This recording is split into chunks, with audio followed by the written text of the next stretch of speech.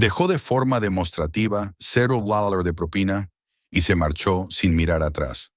La camarera, madre soltera, ya se había resignado a la humillación, pero bajo su plato encontró una nota que él no quería que nadie viera.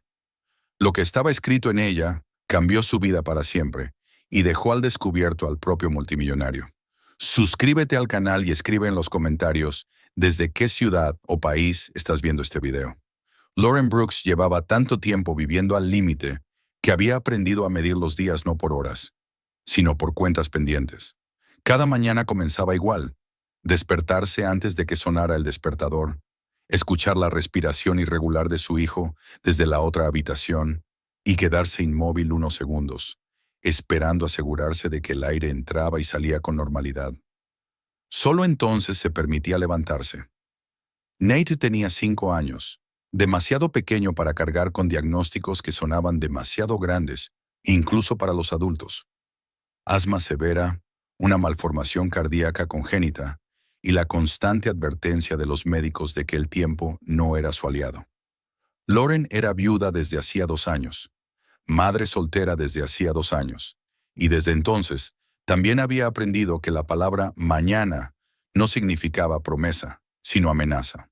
Trabajaba como camarera en el restaurante Maison Duval, uno de esos lugares donde la gente rica iba no tanto a comer como a confirmarse a sí misma que pertenecía a un mundo distinto.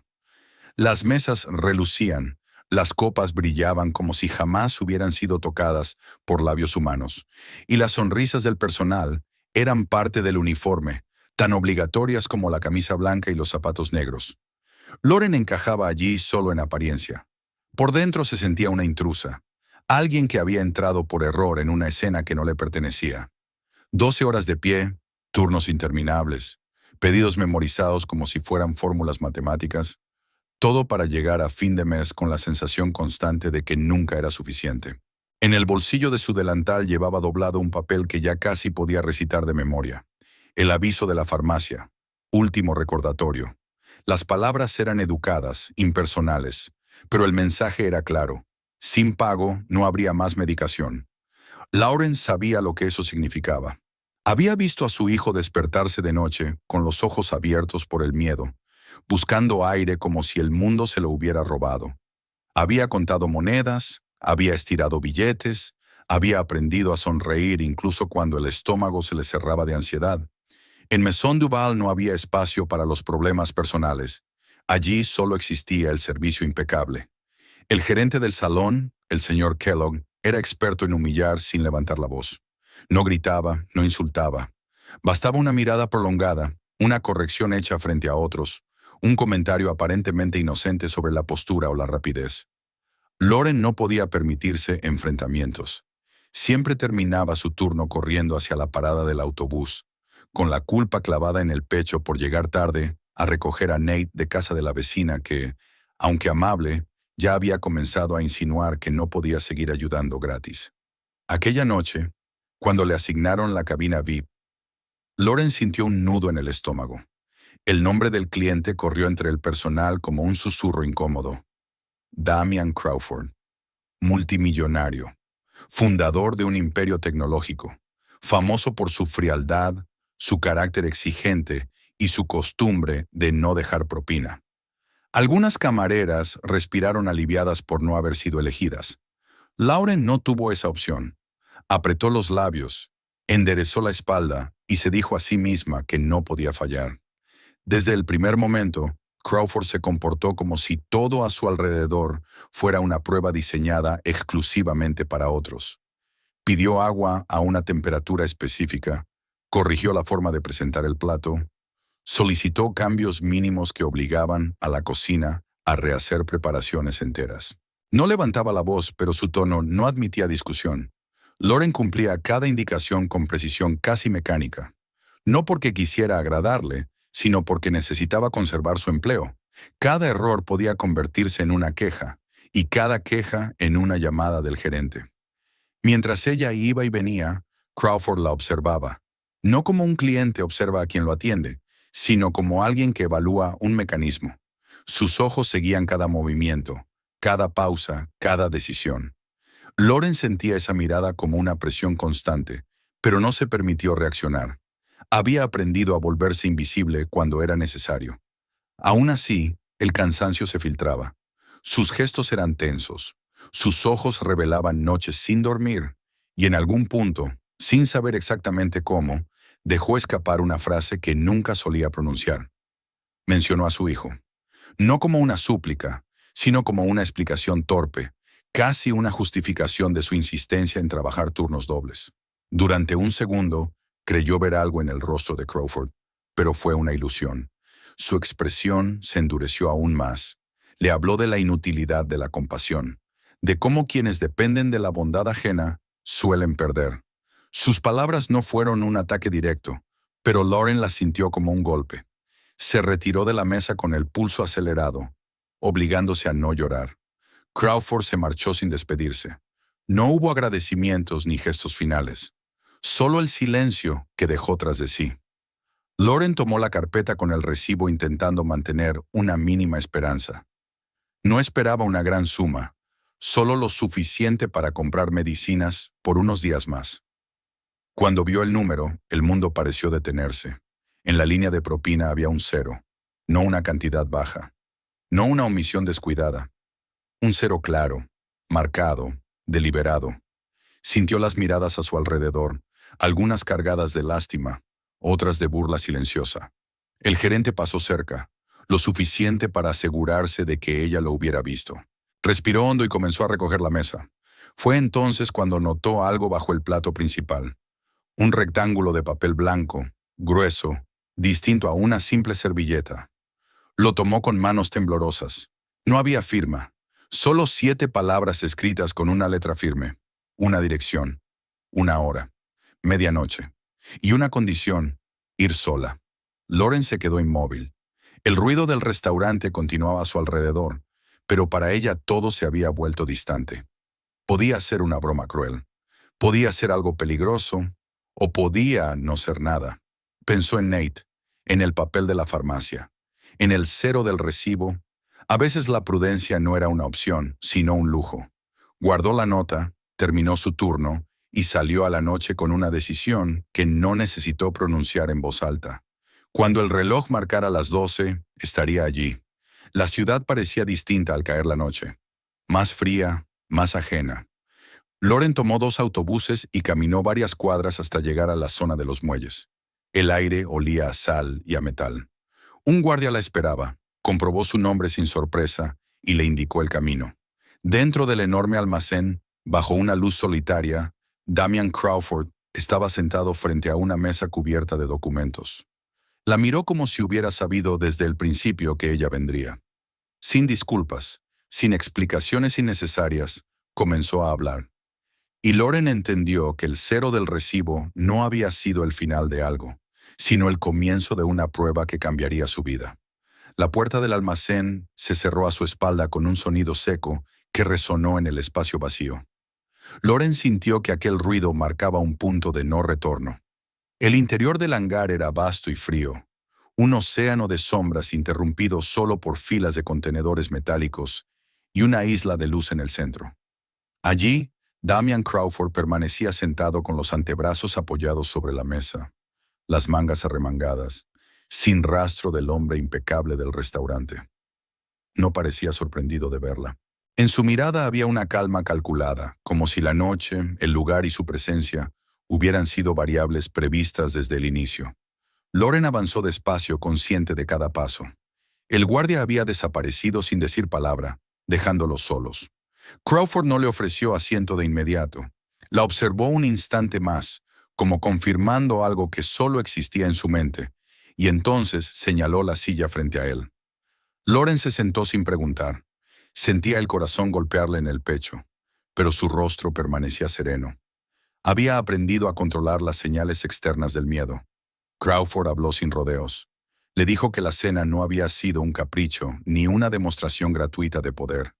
Cada exigencia, cada corrección y cada silencio habían sido parte de una prueba.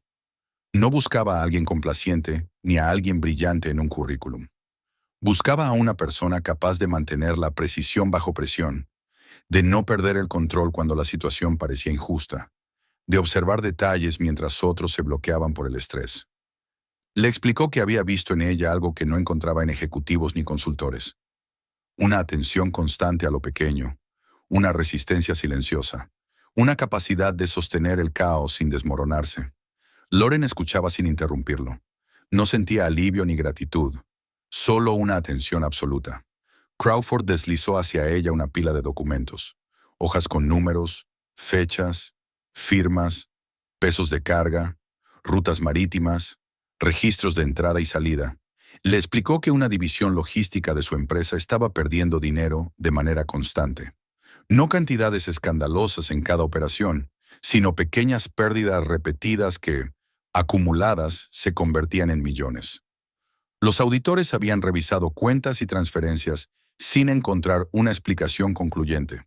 Para Crawford, el problema no estaba solo en los números, sino en la realidad física que esos números intentaban describir. Entonces estableció las condiciones. Lauren tendría una hora. Si encontraba el origen de la fuga, él pagaría de inmediato el tratamiento completo de su hijo. Medicación, cirugía, rehabilitación, todo. Si no lo lograba, la noche terminaría allí y no volverían a verse. No hubo promesas adicionales ni palabras de ánimo. Era un trato desnudo, casi brutal. Lauren no pidió garantías por escrito. Asintió y tomó los documentos. Al principio, el volumen de información resultaba abrumador. Filas y filas de datos parecían iguales entre sí. Sin embargo, Lauren no intentó entenderlo todo de golpe. Comenzó como siempre lo hacía en el restaurante, buscando patrones. Recordó cómo memorizaba pedidos complejos asociándolos a rostros, cómo detectaba errores antes de que los clientes los notaran. Comparó fechas, luego pesos, luego firmas. Poco a poco, algo empezó a destacar. Las pérdidas aparecían siempre en cargamentos de alto valor. Nunca eran grandes porcentajes. 5, 6%, lo suficiente para ser atribuido a humedad, embalaje o errores menores. Siguió avanzando, cotejando registros manuales con datos de los sistemas automáticos de pesaje. Allí apareció la primera grieta clara. En varias ocasiones, el peso registrado por las máquinas no coincidía con el que figuraba en los documentos finales. La diferencia era pequeña, pero constante. Demasiado constante para ser casual. Lauren sintió una claridad repentina, como cuando un pedido complicado finalmente encajaba en su mente. Aquello no era descuido, era método. Se concentró en las firmas. Una aparecía una y otra vez en los registros donde se producían las discrepancias. El mismo trazo, la misma inclinación, la misma forma de marcar las cifras.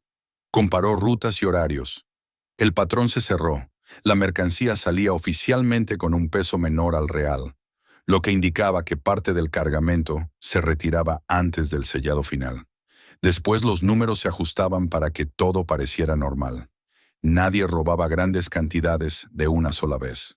Robaban poco, muchas veces. Lauren levantó la vista y dijo el nombre del responsable. No hubo dramatismo, solo una afirmación tranquila. Añadió la relación de esa persona con la estructura de mando y la razón por la que había pasado desapercibida. Confianza, cercanía, la idea de que ciertos nombres no se cuestionan. Crawford permaneció en silencio. Tomó algunos documentos, comprobó los datos clave y se quedó inmóvil. En su rostro no apareció rabia, sino una aceptación fría. La traición dolía menos cuando confirmaba una sospecha largamente contenida. Se levantó, caminó unos pasos y regresó con un talonario. Escribió una cifra que a Lauren le pareció irreal. Desprendió el cheque y lo dejó frente a ella.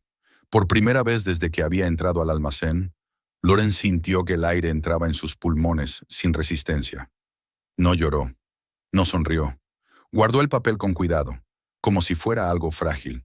Crawford no dio por terminado el encuentro. Le dijo que aquel dinero resolvía su problema inmediato, pero no cambiaba su posición en el mundo. Le habló de cómo, una vez gastado, ella volvería a depender de propinas y turnos interminables. Le propuso un contrato. Formación, un puesto inicial dentro de la empresa, salario estable, cobertura médica para su hijo. No como un favor, sino como una inversión. A cambio, disciplina, silencio y la disposición a observar a las personas con la misma atención que había mostrado esa noche.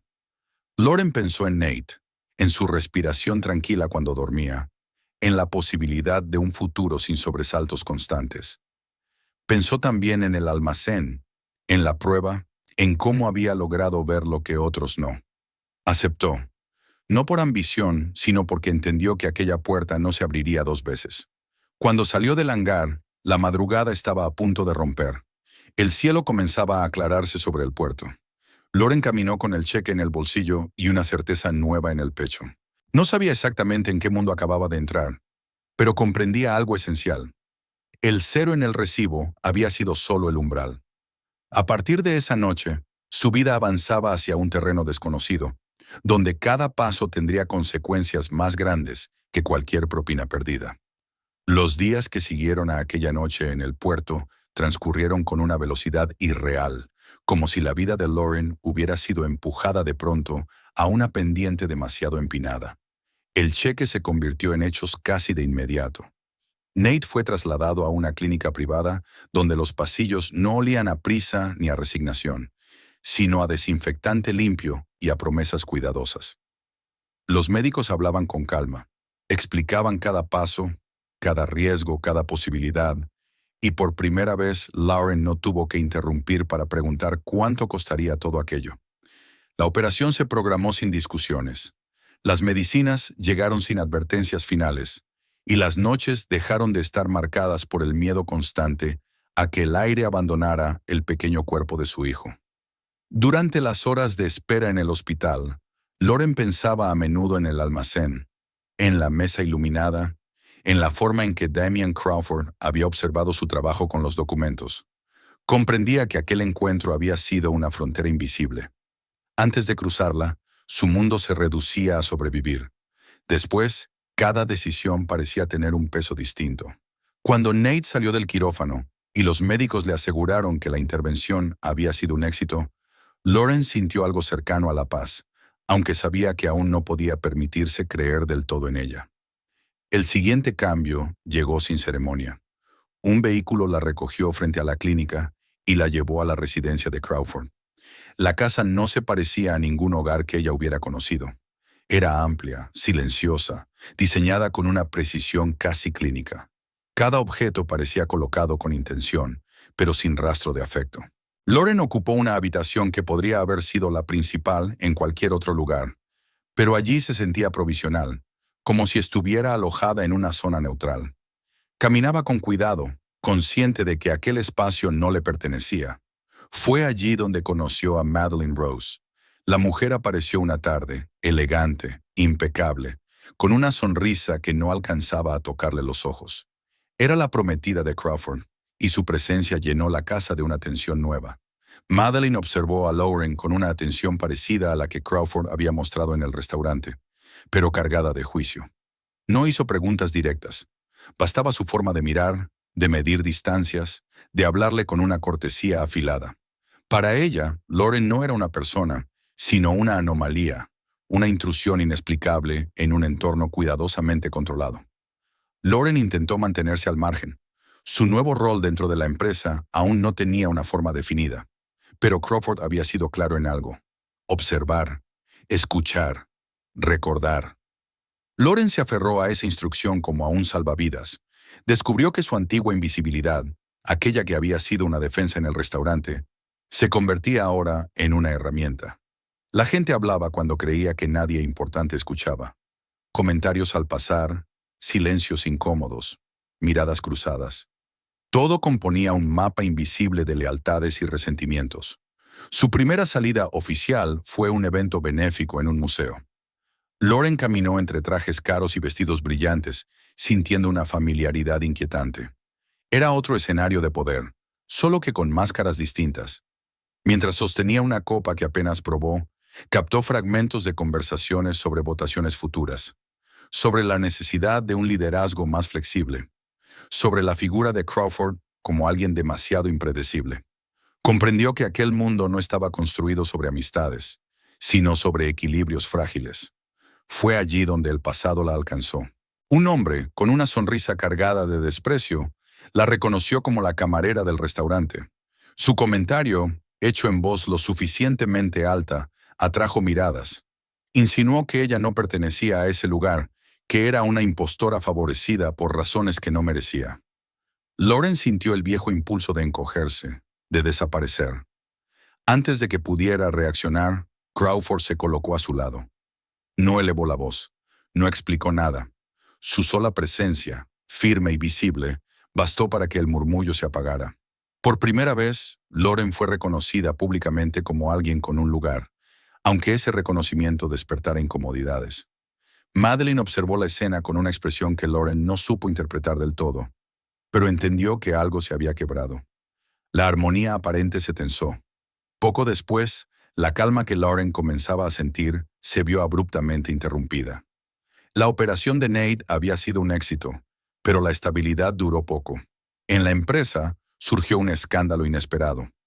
Lauren fue acusada de filtrar información confidencial a un competidor.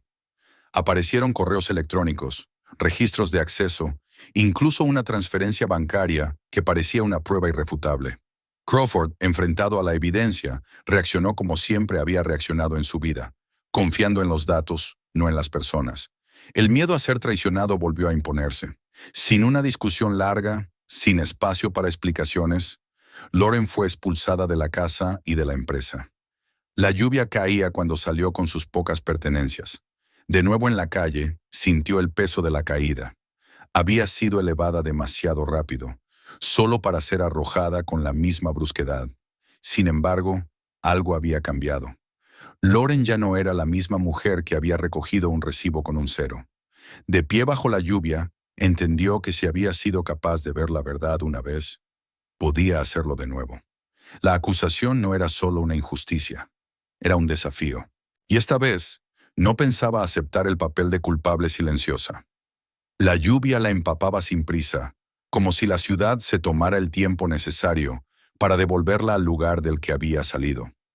Lauren permaneció unos segundos inmóvil frente a las rejas de la propiedad de Crawford, observando cómo el portón se cerraba con un movimiento automático, preciso, indiferente.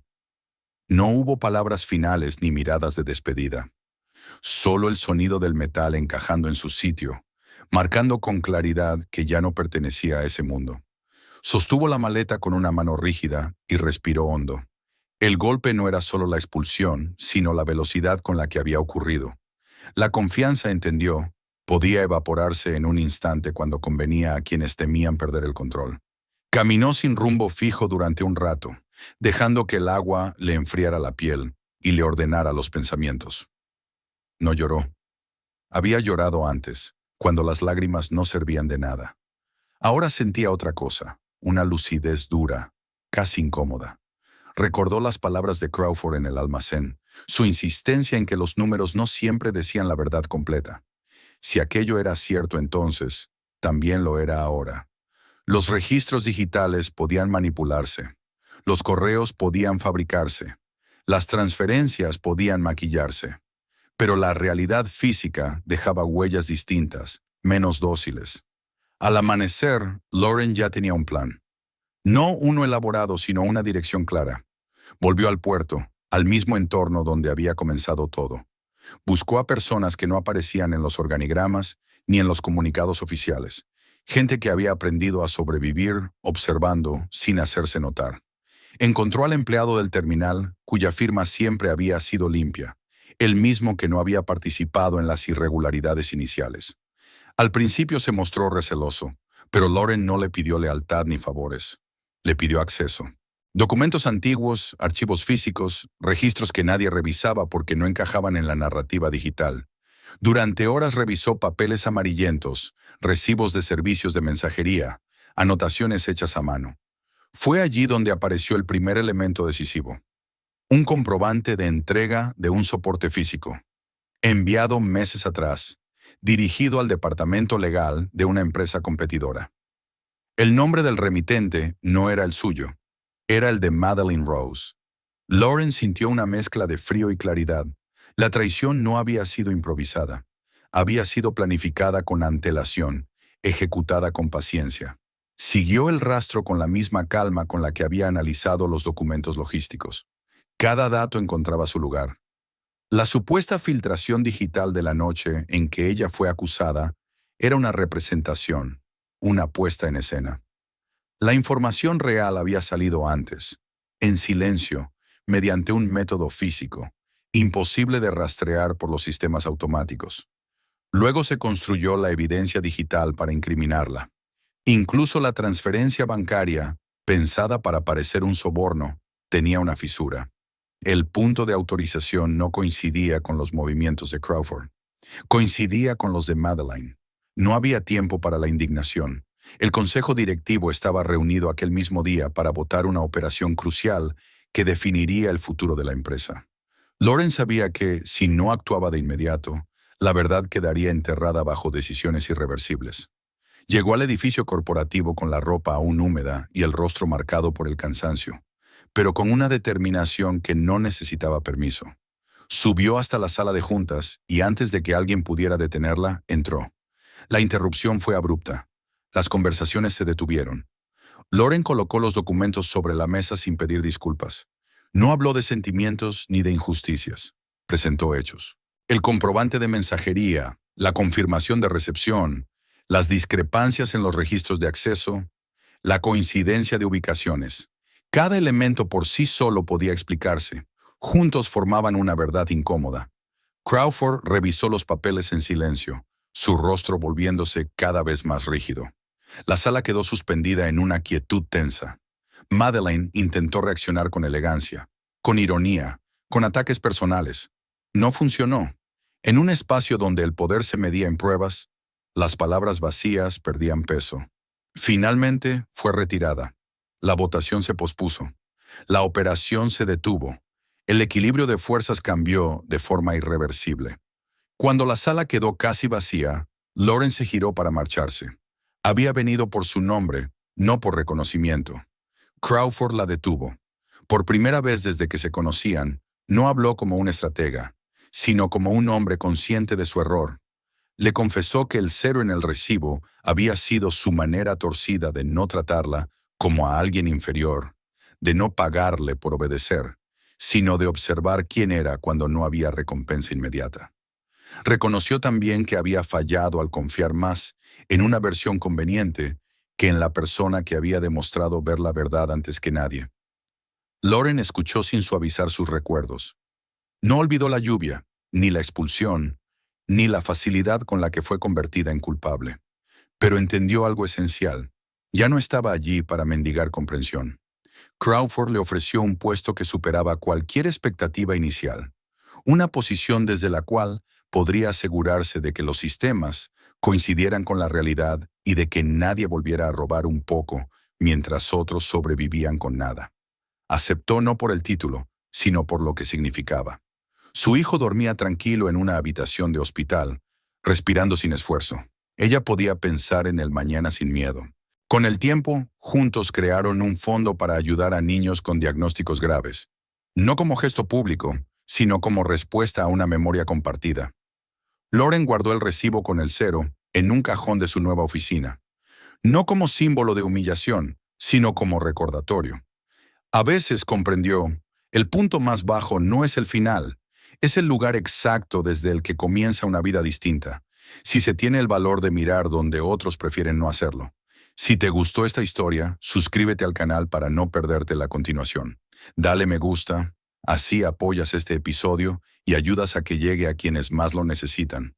Compártelo con amigos y seres queridos, porque a veces una sola historia puede cambiar la decisión de alguien de no rendirse. Y no te vayas lejos.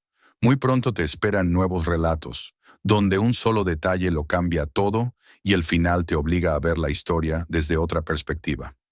Escribe en los comentarios desde qué ciudad o país nos ves y qué habrías hecho tú en el lugar de la protagonista.